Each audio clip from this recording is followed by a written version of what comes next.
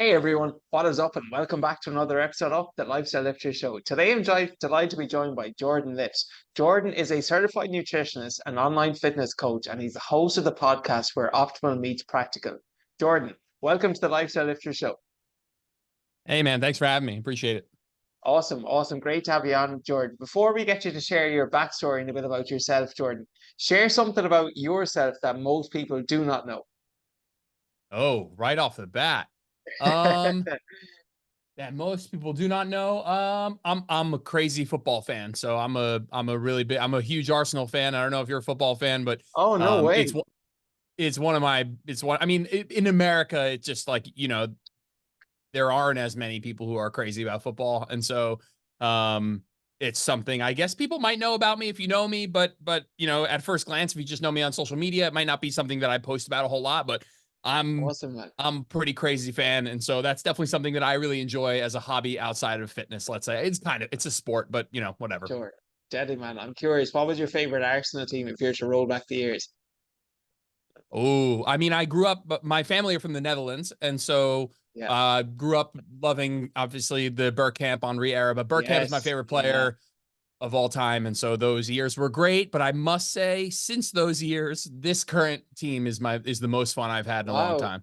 Really, man. That's interesting. Yeah, I think back in the day that 0-3, the Patrick Vieira, Roy Keane rivalry, Yeah, man. It's hard to beat those days now, isn't totally. Yep, it? I agree. Being a humble Irishman. Tell me, Jordan. So, obviously you're an online fitness coach, but how did you actually get into this in the first place? What sparked your interest? Yeah, that's a good point. I like a lot of people got into it for reasons that have changed over the years. I got into it just because I wanted to chase girls or, get attention or be better at sports and that was cool. And I think what I really liked about lifting weights early on in my teens was that it was a thing that I knew if I put in the hours, Yeah. I was getting a very tangible return on the effort I was putting in. And that wasn't always the case it didn't feel like that was always the case in my life. It didn't feel like that in school all the time. But Yeah. I knew that I was like, hey, I'm going to the gym, I'm putting in the workouts, I'm eating the food, and I'm seeing the results. And it was very mathematical in that way, where it was very objective. There was nothing vague about it. I was like, if I put in the work, I get the return. And I fell in love with that idea of like, hey, there's no, yeah, we differ in terms of genetics and how we respond to training. But if you see somebody, 100%. who's built some muscle or whatever, that they've put in the hours. It's not the same as being like, oh, this person has a lot of money. You don't necessarily know how that came to be. But For and sure, again, man. physique wise, genetics definitely changed. But I knew that I was like, hey, this is something that comes from many, many hours of honing your craft and working hard. And that was something I really, really enjoyed. And so I'll do like a brief abridged version. Um, I didn't go to school for this originally. And instead of going on to become a lawyer, I decided to take a year off and do some personal training. Yeah. And I fell in love Wow. with it. I Big and move. just never turned back. Yeah, I'm curious, what was your parents' opinion or other people's opinion when they heard that this guy, Not about to great. be a lawyer? You're Yeah, doing a not great. personal training job? Like, I mean, when are you going to start your real job? Yeah, that was more or less it. I mean, my grandparents put me through my college and paid the way for that. And their rule kind of was that or they were doing it under the pretense that I would go on to become a lawyer. It's not that that was something that they told me straight up that you must go do this, but they were quite Sure. disappointed. My parents could see the passion that I had. Yeah. I think they were a little disappointed too, just because, I mean, listen, not disappointed that I was doing something that I enjoyed, but I think just as a parent, you know, your son going a more traditional route and becoming a lawyer Yes. probably Yeah. lets you sleep better at night than like, hey, he's starting Sure. his own business, personal training 12 hours a day, making, whatever, making a decent living, but it's not as straightforward. And so they certainly weren't thrilled, but they definitely backed me if that was something I wanted to Amazing. do. Amazing. Yeah, I used to work as a primary school teacher and I taught for 4.5 years before obviously doing what I'm currently doing. But like that now, there are definitely a few eyebrows raised, Jordan, when you get the college degree and people are kind of looking at you like, God, what's wrong with this fella? I'm curious on your end. So you mentioned you initially started out by running the gym yourself, Jordan. Would that be right? Yeah, no, I originally was a personal trainer and then I got quite busy myself and I Sure. started to use, something of a subcontractor system where I would use other trainers to I'm train with you. my overflowed, like the clients I couldn't Okay. use or I couldn't train myself. And that got to be pretty big within the gym, to a point where my colleague and roommate at the time, we decided we wanted to open our own space. Mm. Um, and we were very excited about it at the time. And this is pre-COVID, so maybe a year Yeah, before COVID. And so we found a spot. We did all the equipment, and just we were very excited to have our own place. But it turns out that owning a gym, being a gym owner, is not. I thought it was the next logical step. Personal sure. trainer, and then Yeah, you have some trainers under you, and then you own the gym and everybody's under you. But owning the gym really was a different job. There was a lot more responsibility outside of working with people individually, which is, I found out through this process, what I ultimately wanted to spend more time doing. sure. Awesome. Yeah, that's such a great point. Stephen, what's his name? The E-Myth Revisited. Who wrote that book again? But he kind of speaks about being the technician, and McDonald's, like basically McDonald's having a really efficient system where they've an SOP for everything, and a lot of people do a job that they do because they're passionate about it. But being passionate about something doesn't mean you're necessarily going to be a successful business owner. I'm curious, Jordan, on your end. What made you draw a line in the sand that you wanted to transition from running a gym to becoming a full-time online fitness coach? Yeah, I knew that there was a moment in the middle of the night doing some payroll. It was in the Right. middle of the night, just like backed up with payroll, like just like hunting people down for money that was owed to us. And it just it just put a taste in my mouth of like, these aren't the problems I want to solve in my life. And Sure. I had already been. Yeah. So when people ask me, how do I go from how do I get started online coaching? The best thing you can do is train people in person and Yeah. then online coach those people. And Yeah. so, I was Absolutely. training people in person, but when they left, we wouldn't talk again until they came back. Right. And, that's Yeah. what I was doing. I was training them when they came in, and, we talk about diet or whatever, but there was no follow up. And so I Sure. started to build my online coaching systems to help those people in the hours that we were not together. It's like, hey, Yeah. here's a nutrition sheet or whatever. Here's maybe a workout you can do on your own. And so I started doing a bit of like a hybrid with the people I was currently Yes. training. And that I saw how much better people did when you touched them outside of the gym as well. And Yeah. so that really gave me the faith of like, oh, well, I could do this with somebody I don't even know, as long as they would do the workouts, themselves. For sure. I could really make a living or make an impact or help people. There's a market for this, so to speak. For sure. And I'm curious then, Jordan, if you were to compare and contrast the differences from your perspective between online and in-person coaching, what would you say are some of the pros and cons of both approaches? Yeah, I think I'll start with the benefit of online coaching. So the biggest benefit of online coaching is obviously that you're not limited to your geography. And what I mean by that is like, so I've I started posting on social media, and I just one of my mentors is Jordan Syatt, and advice that I he would know have him. given. Yeah. Yeah, is Definitely. advice that he's given would be like, hey, you got to be yourself. You have to put out content that you believe in. You have to put out content that is essentially who you are. And what Yeah. I love about the internet is, as long as you do that, you will attract people who are attracted to your vibe, who the energy you give off. And so I was attracting a clientele who was already kind of one step further than somebody who would walk in off the street in person, Sure. because they already kind of got to know me. They are reaching out to me, not because I'm the trainer that's geographically near them. They're Yeah. reaching out to me because I'm the trainer that they are resonating with. And so For I was sure. already finding people that were predisposed to being more successful, maybe not just from like a fat loss perspective, but from a relationship perspective, because they are picking me out as a trainer because they have seen the way I talk. They hear what I talk about. They hear who I work with. And so it self selects for a type of person that meshes better with you when you work online and you put out content. 100%. That that said, in-person coaching is so valuable and so funny because it's kind of coming full circle here.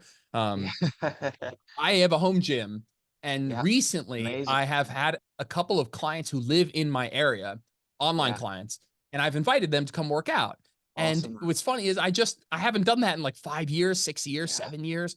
And it really, I had like butterflies like the day before. I was Yeah, like, wow, I yeah. haven't done this in a long time. And it was Wow, really, really, really good just from a 100%. personal from a people skills perspective, from a queuing perspective, from a Yeah, teaching like a hinge pattern, teaching the RDL. Like it's been a long time since I taught someone how to RDL in person. And I think sure. that, I mean, when we talk about like movement patterns that are a little bit difficult for people to get, hinge patterns are quite up there. And so I taught this person, we were Amazing. working on some hinge pattern stuff, and I was like, wow, this is like really good from a sharpening your tools sort of perspective. Deadly, deadly, man. Yeah, that's all. I'm curious when you made that transition, and I love that, by the way, bringing the online in person again. When you made that transition, was there anything that surprised you about online coaching that you found initially quite difficult? Yes. An overwhelming feeling of the market being saturated, an overwhelming feeling of like Yeah, I'm just another person doing the same shit as everyone else. I find that the systems and the back end, I'm a big person who, I don't know, whatever. I feel like I need a workflow that I feel yeah, good with. And so the workflow begins with like, hey, what they fill out this sheet, and then they go on a wait list, and then they get an email, and then we have a Zoom call, and then once they're a client, we check in this level of frequency, and we do Zoom calls, and then we do weekly check-ins. Or so getting that whole workflow down, of sure. like client reaches out all Yeah, the way through the end of their life cycle, and just having an understanding of what that's like was really important to me, and took a lot of time to iron out, because I what I want to do is the talking with the client, the Zoom calls, the form critique, the education. I don't want to fuss around with like the back end spreadsheets and the, yeah, how I'm organizing my email list and all that stuff. And so you have to do that though. Like as much as I don't want to do that stuff yeah. as a business, if you're going to do this online coaching thing, you got to do that too. So that's certainly something that I still to this day find challenging for sure. For sure, man. Awesome. Yeah, awesome. So ever since you started posting content, you obviously when you initially went full time online, obviously now with social media, Jordan, there's no shortage of short form content out there. So I'm just curious, what are some things that annoy you on the internet? If you want to go with a few a few topics, Jordan. Yeah, what annoys me? I know that that's like it's a good question to ask, because I think there's a lot of room for us to be doing good. I think what bothers me, there's so many things. The first one that jumped to mind to me is the when you have short form content, what ends up falling by the wayside is the discussion of how much does what I'm saying actually matter. And so we'll have people talking about things that are technically true but Yeah. practically meaningless. And this Okay. this is, goes right down to the person at the supermarket who's flipping over the thing and saying, "Oh my god, this has natural flavors. You shouldn't eat this." It's or like even people in the biomechanics world with all this anatomy and biomechanics craze that's going on right now of like, oh, your arm needs to be exactly on this angle. Sure. But what they're like, if you want to target the rear delts, your arm has to be exactly here. And it's like, okay, I hear what you mean. There's truth to what you're saying, but what you've left out is how important it is what you're saying. Like, where in the hierarchy of importance does this fall in? And what happens is it ends up being just this information overload where people don't Sure. know how to sort through all of this and rank order certain things. You have people worried about natural flavors and artificial sweeteners who have no idea they're eating way too many calories. You Yeah. have people that are worried about, their arm path being at 30 degrees and not 45, but they've never taken a set to failure. And it's Sure. hard for that person to kind of know which of these things is most important, because nobody's telling you nobody is telling you that the thing that they're posting about really isn't that important in the scheme of things, because guess what? That's bad for a business. You want people to think what you're posting is important. And so Sure. something that does bother me is like, hey, at the end of every post, I wish people could end their content, whether it's in the caption or a video, of like, hey, but this shouldn't be more important than you doing these other big rocks. And once you're doing those big rocks, then I think maybe we can worry about this little stuff. But obviously that would be bad for business for a lot of people. And so that's one frustration for sure. Amazing, man. Such a great. So, speaking of those big rocks, what would you say are some of the top 3 to 5 big rocks that most people should focus on, Jordan? Yeah, I think the lifestyle variables, it's cliche to say something like, "Hey, focus on your calories first." But I think we focus on things that are even before that. I think from a healthy lifestyle perspective, I think going for more walks, whether you are tracking your steps or not, is one of the big ones. Yeah, And I think being able to do that outside really great for mental health as well, but some yeah, that's not available to everyone in all parts of the world. Um, I think lifting weights, I think walking more, I think eating more fruits and vegetables, I think things like cooking more of your meals from home. I think things like getting on a, yes, I always yeah, tell people, if I ask you, what's your eating pattern like? What's your eating schedule? Or just right now, it's 8 a.m. for me, it's 9 a.m., whatever. If you were to ask me, hey Jordan, what are you gonna eat today? Or when are you gonna eat? I should be able to not every single thing to the gram tell you, but yeah, I should be able to give you a hey, I'm gonna eat breakfast and when we get off this call, and then I'm gonna work out, and then I'll probably eat again, and I'm probably gonna have this. Like you should have some idea of what and when you're eating each day. Not doesn't need to be the same exact thing every single day. All I'm saying is if you're making it up from scratch every single day and you're just like, I'll eat whenever I'm hungry, and you have no plan as to what you're going to eat when you get hungry, and you do that 3 to 5 times a day, yeah. and so I'm really big on developing an eating pattern that you can articulate to me if I ask you. Brilliant. Amazing. What would you say is a, I know again, lifestyle dependent, but what would you say is an eating pattern that works best for most of your clients, Jordan? Yeah, I think the first question most people ask, especially with the intermittent fasting craze, Yeah, is am I gonna eat breakfast? And so I think um, eating anywhere between 2 and 5 times per day works for most people. What I would say yeah, though is the less calories you're on, the less meals I'd try to have. And yes, I don't agreed. mean like Yeah, if you're on 1,500 to 2,000 calories, I don't want yeah, to see you eating 6 times a day, yeah, right? Those yeah, each of those meals are so tiny, they never fill you up. They have no real world applicability. Like you yeah, can't go to a restaurant because you don't want to eat a 5 to 700 calorie meal. And yeah, so I think anywhere from like 3 meals and one snack, or 4 meals or 2 meals and one snack, yeah, something in that, like eating 3 to 5 times per day, but acknowledging that if I'm a really small person on 1,500 calories a day, I and I'm struggling with hunger or I'm struggling with food focus, I would want to see someone like that focus on maybe fewer larger meals instead of a lot of really small meals. And this has nothing to do with like a stoke your metabolism perspective. It's just from a satiety and for enjoyment sure. perspective, I'd say. So for someone combining a meal, then what would you say would be a good balanced plate? What should that look like from a broad perspective? Yeah. One of the things that we do in the first month is establish a couple of principles around how we compose meals. And one of them is just called a protein and a plant. And it is every time you are building a meal, either in your head or in real life, you start with a protein and a plant. And so you think, what's the protein I'm having? And what's the plant I'm having? A plant is just being a fruit or a vegetable. And if Get you it. can build meals starting with that, and usually it's a protein, a plant, and then whatever goes good with that. And if you can do that, you end up with more nutritious meals on average, more protein on average, more fiber on average, less calories on average.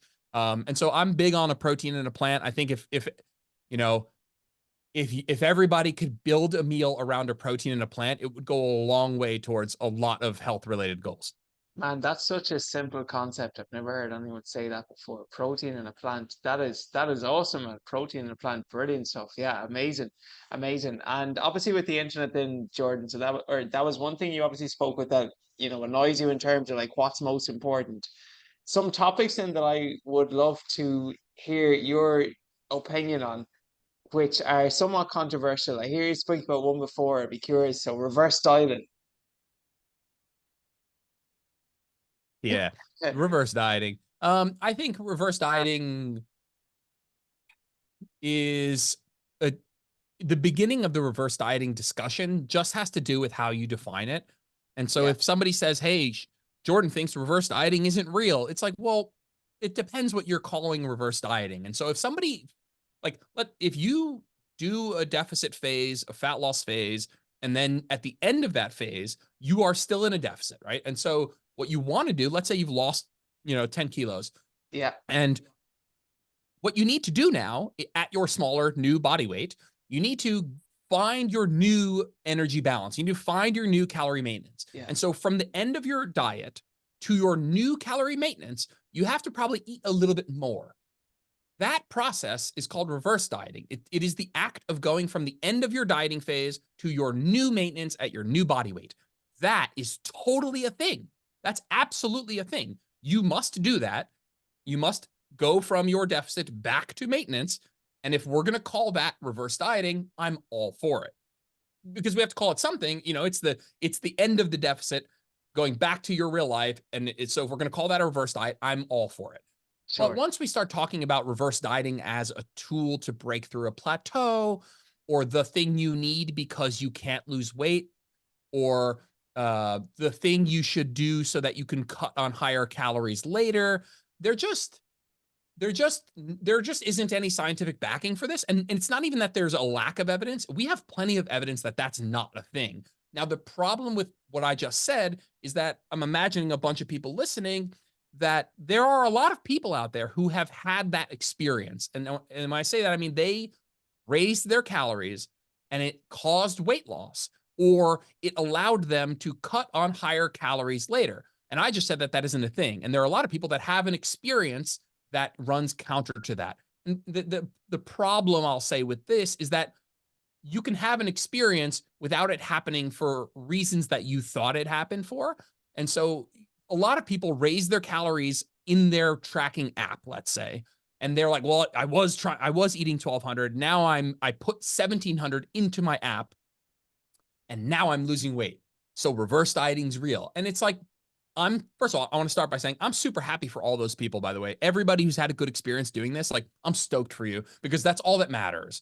But you didn't go from eating 1200 to 17. You went from not adhering while trying to eat very low to a number that you could actually sustain, and in doing so actually reduce the amount of food you were trying to eat 1200, but you weren't actually doing it. You were either binging or missing a ton of calories. And Yeah. by actually picking a higher number that you could sustain, you actually hit those numbers. And now you were able to actually do it and lose weight. That's an incredible experience, by the way. And I do it all the time with clients. I have clients who come to me and say, Jordan, I'm eating 1300. It's not working. I'm like, cool, let's start at 1700. And they're like, oh my God, it's working. And I'm like, it's not because of your metabolism. It's because we gave you something that you could actually Sure. sustain. Adherence. And Yeah.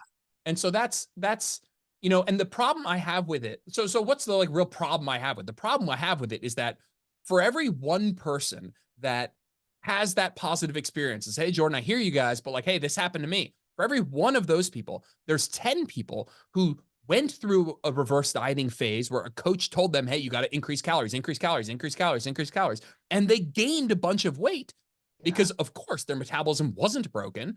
They are now eating in surplus. And as they were gaining weight, they phoned their coach and they said, hey, what should I do? I'm gaining weight. And they said, oh, that's normal. Stick it out, or you got to push your calories higher. And they gain and they gain and they gain. And then guess what? They come to people like me and they say, hey, like, I gained 30 pounds on my reverse diet. It's like, yeah, because you weren't in a reverse diet, you were just in a surplus. And so for every one person who has a positive experience, I think there's Sure. 10 people Yeah. who are sold down the river, gain a bunch of unwanted weight. And my last point, and then I'll shut up, is that those people who had a positive experience, we we can still get them that positive experience without the collateral damage of all these other people. And so if you were to argue, yeah, but there's people who have a good experience, I think we can get those people their same positive experience without the scorched earth collateral damage of all these other people who thought their metabolism was broken, ended up eating in a surplus for a while, thinking they were healing something that was never broken, and then are worse off than when they started. Wow. What a rant there. Man, I've never heard anyone explain it that way. What a great point you made there, Jordan, about going back to maintenance. I'm curious then though. So imagine someone did lose that 10 kilograms you said, and they finished their dieting phase, and we want to quote unquote get them back to their new maintenance levels, whatever that number is. From finishing up their calorie deficit to getting back to their new maintenance levels, how long or what kind of a time frame would you recommend for someone to get back up there? Yeah, that's a great question, and that is the real question that needs to be asked. Is like, okay, but then how do we do that? Um, and the way you do that is a lot of people will use a calorie calculator. Let's use some numbers. Let's say you were 100 kilos, now you're 90 kilos. Yeah. What they'll do is they'll go into a calorie calculator and they'll use 90 kilos and they'll see the number that pops up and they're like, I'm just going to Yeah. start eating that much. And the truth is, calorie calculators are fine as a starting point, but I wouldn't use them in this scenario, Yes, or I for wouldn't sure. jump all the way back there. Calorie calculator, the average calorie calculator can be off by 800 calories in either Yeah. direction. And Yeah. so, what I'd rather you do is use the information that you have from your deficit. And so, if you were eating Yeah. 1,500 calories in the beginning and you were losing maybe a pound a week, you can reverse math that and say, okay, maybe my maintenance was around 2,000. Now I'm a little Sure. bit smaller. I've lost 10 kilos. Maybe it's roughly in that 1,800 to 1,950 range, somewhere in there. Yeah. What I like to do is make an educated guess as to where I think you'll end up. And you can use a calorie calculator Yeah. to help you make an educated guess, but I want people to use the data from their deficit. It's like if the calorie For calculator sure. tells you 2,500, but you've been Yeah. eating 1,400 and you're like, you haven't been losing weight, Yeah. I doubt that your maintenance is Yeah. 2,500. And so I want people to use that data as well. And so make an educated guess. And luckily, I hope most people are working with a coach and that coach can help them make an educated guess. Yeah. But what I recommend people do is make an educated guess, a ballpark of where they think they'll end up at maintenance calories at their new body weight and jump about halfway there from where they are now. That's usually what I Yeah. recommend. And Amazing. why I like that is because I think that's a safe bet where you're not going to overshoot. Even if that educated guess is wrong, you only Yeah. jumped halfway there. So it's even if you were wrong, it's unlikely that jumping halfway there puts you in a surplus. But that is usually a couple hundred calories. And that Yeah. couple hundred calories is usually enough of a chunk to make people feel a lot better pretty soon. 100%. Yeah. Yeah. Yeah. That's awesome. Yeah, man. Very, very similar approach. I'm absolutely with you on that. A lot of guys who I coach, they typically finish like at the very deep end of maybe 1800. And what I'd usually do is jump them back up to 2100, which is still probably still like a mini deficit for them. But given the fact that their maintenance might have been, we'll say 25, 2600, it's just that halfway point between, as you were saying, getting them out of the reverse diet and back towards their new maintenance. I really aligned with you in that. And as you said, though, not to use the calorie calculator, the TDE, because if you're a girl and you're listening to this and you finish your dieting phase in 1200 and you think your maintenance calories were 2K, going from 1200 back up to, or 1200 up to 2000 calories, that's like an increase by what, nearly 66%. So there's probably going to be a lot of fat gain with that. Awesome point there, Jordan.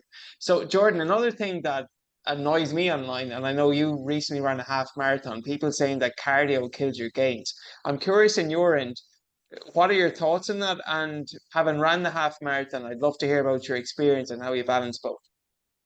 I'd say what kills your gains is under recovering. And so I don't Yeah, look at cardio as like it's the opposite of lifting or it's going to make your body less, more efficient or there's like this big on a physiological mechanistic level you're becoming more AMPK dominant. I don't bother with any of that. What I care about is are you recovering from the total amount of training that you're doing? Because if you're yeah, recovering from it, then you can adapt to it.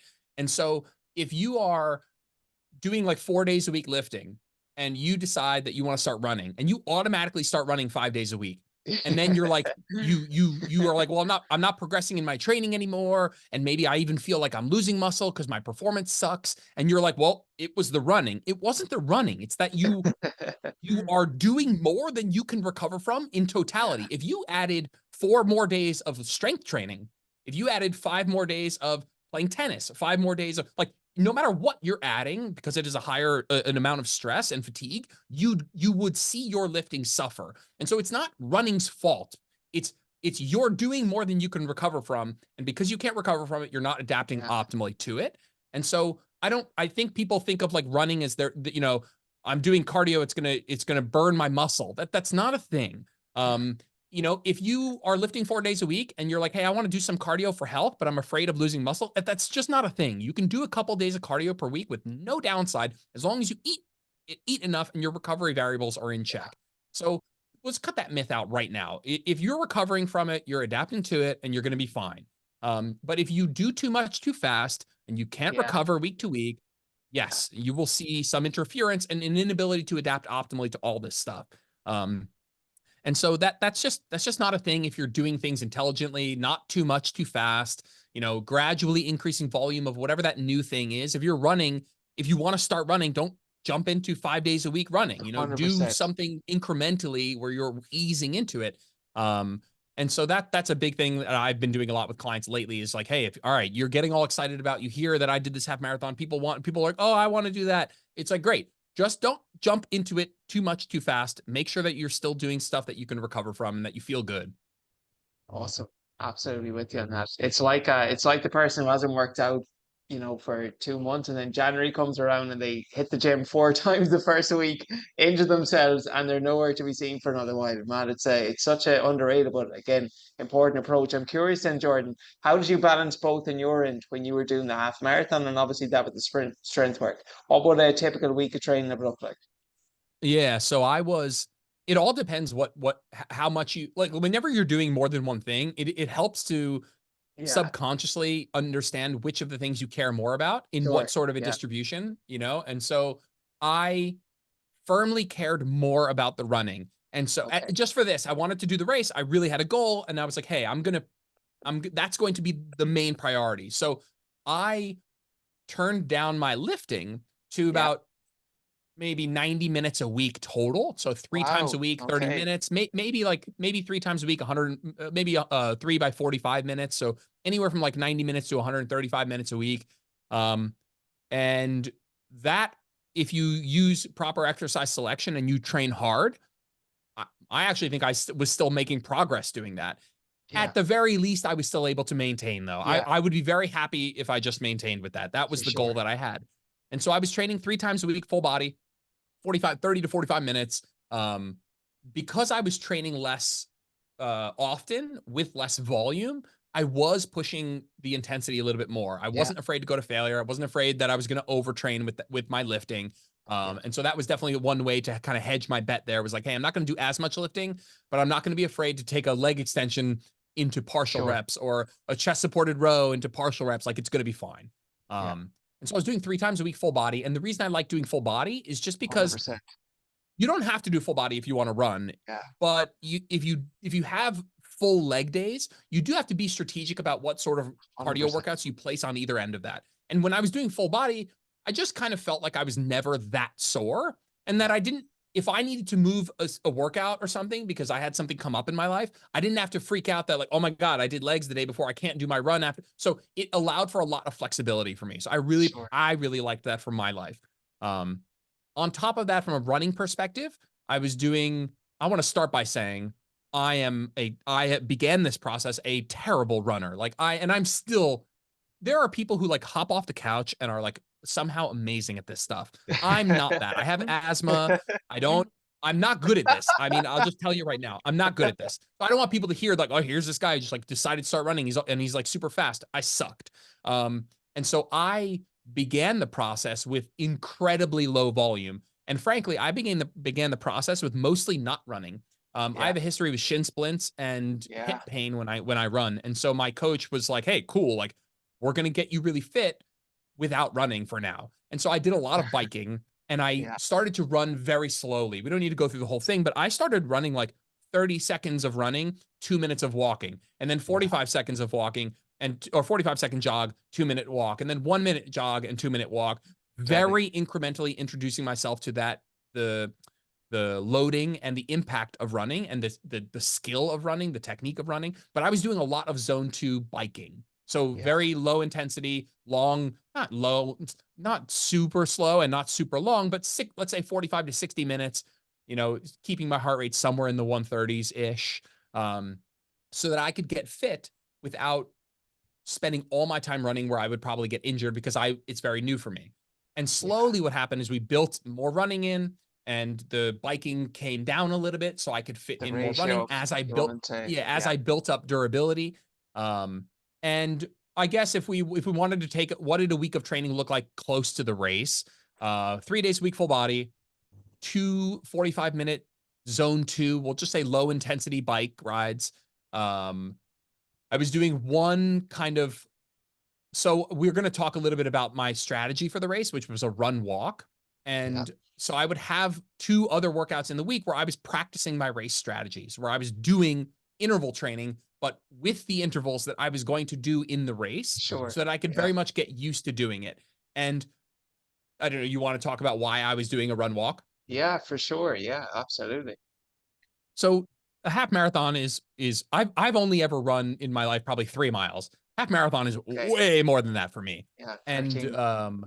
yeah, 13.1, 20 kilometers. And so I knew when I started this process, my goal was I want to run the whole thing without stopping. I want to Yeah, run the whole thing without walking. deadly. But that was mostly an egotistical thing. Sure. Like I just wanted that as like an accomplishment of being able to do that. But when I spoke with my coach, we it really clicked for me, and it's something that really clicks for me, and something I think all beginner and intermediate runners should be very strongly considering. If I were to run the race without walking, I'd have to run really slow. For me, that would have had to been probably in like the 12 to 13-minute mile pace if I wanted to run the whole thing. Probably let's say a 12-minute mile. I can run a half marathon at a 12-minute mile pace. However, if you've ever watched somebody run at a 12-minute mile pace, it's more of a shuffle. It's not really a full gait Yeah. with knee drive and triple extension. It's more of like this awkward shuffle. It's like Yeah. halfway between a power walk and A a power jog. walk. Yeah. Yeah. Yeah. And so that technique, and I'll just make it very simple. The amount of it's what we would call inefficient. And what we mean is it's energy inefficient, meaning the distance forward that I travel for the amount of energy it takes me to do that is not great. And so the amount of energy I have to put into, making a one Doing that. foot Yeah. forward movement, it's inefficient. And so we see that there's a greater level of efficiency when you get closer to what running really looks like. But I'm not fit enough to run 20 kilometers running Non-stop. Yeah. without stopping. And so instead of spending that whole time shuffling, which is I call it an energy leak. It's like I'm Yeah. wasting energy doing this technique. I'm going to use two different techniques that are both very efficient for the distance traveled. One is walking. Walking is very efficient.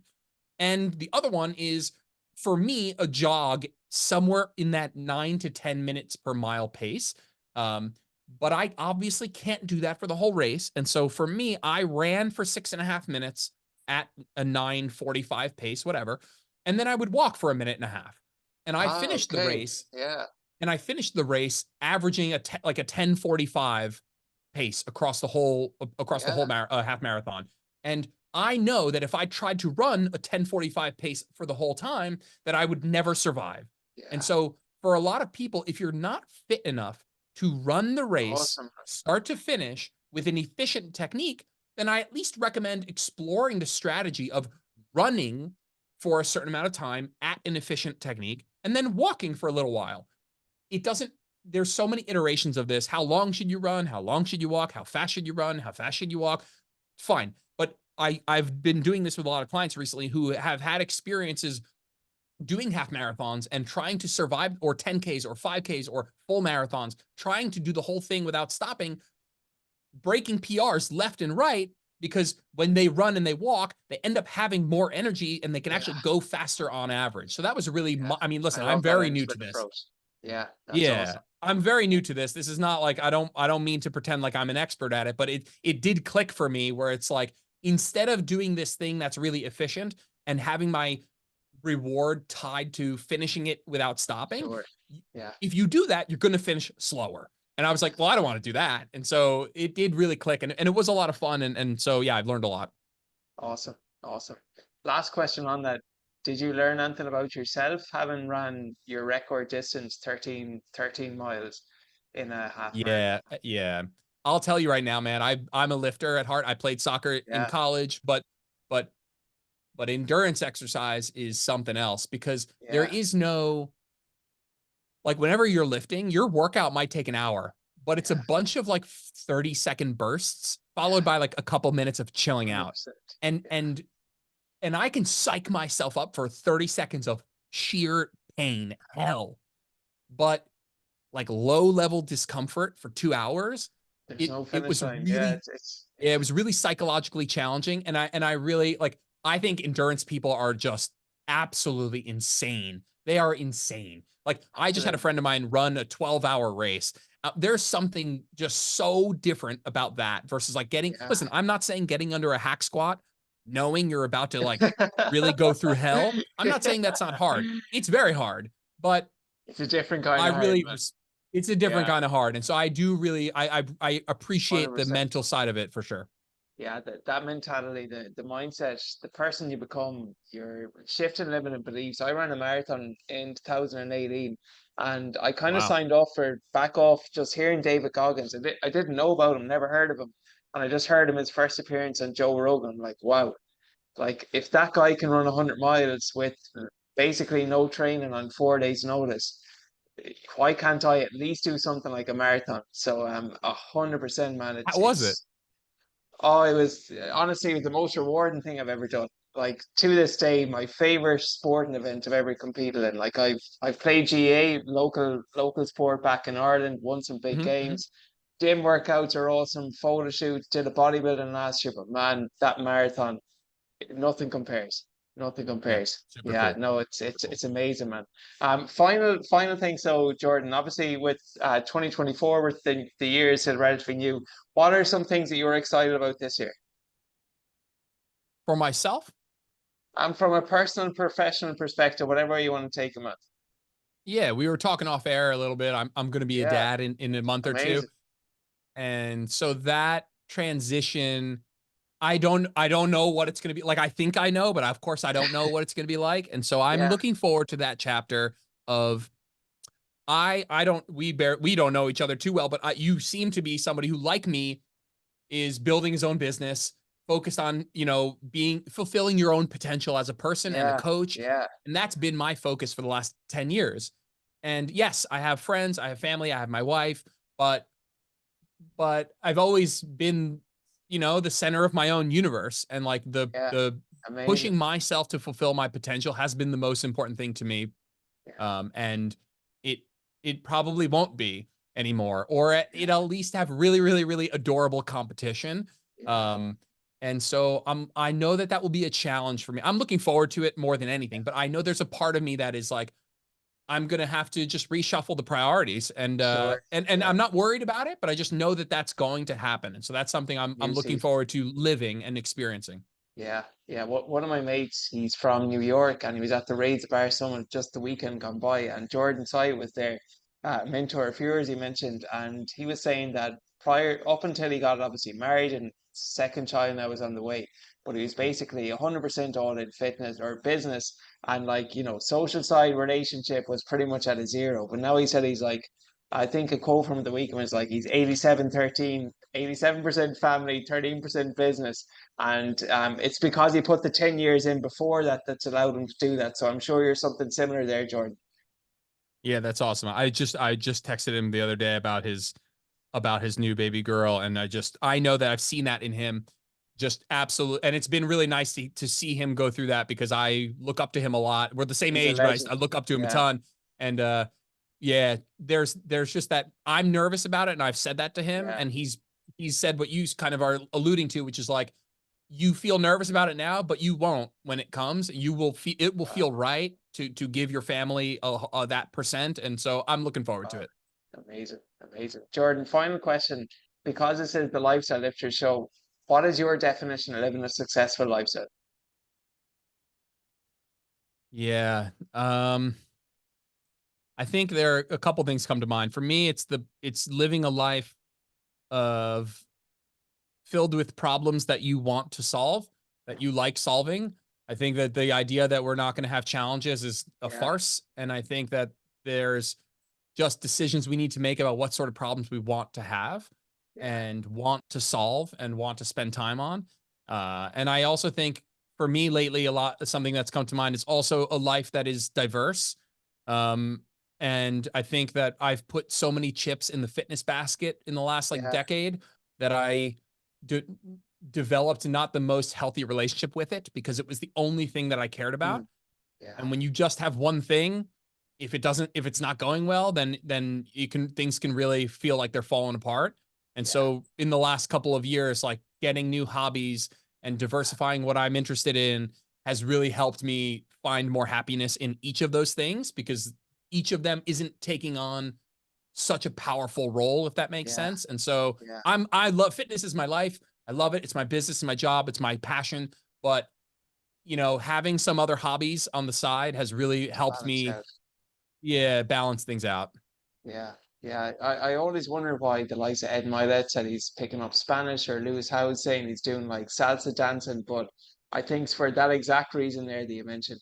Yeah, it's Jordan, a good wow, what example. an amazing podcast, man. This has been so enjoyable. Really, really enjoyed our time. For anyone listening who wants to learn more about you, about your coaching, or even just to follow your content, Jordan, where is the best place to send them? And I will post it, of course, in the show notes. Thank you. I appreciate you having me. My Instagram is at Jordan Lips Fitness, and you can find everything there. So that's a good spot to get in touch with me. Instagram, Jordan Lips Fitness. Awesome. Jordan, thanks so much for your time. It's been an amazing episode. And for anyone listening, if you're not already doing so, please make sure you do subscribe to the Lifestyle Lifter Show so you don't miss our weekly Wednesday episodes. Jordan, thanks for your time. Awesome stuff. I appreciate you coming on, man. My pleasure. Thanks for having me.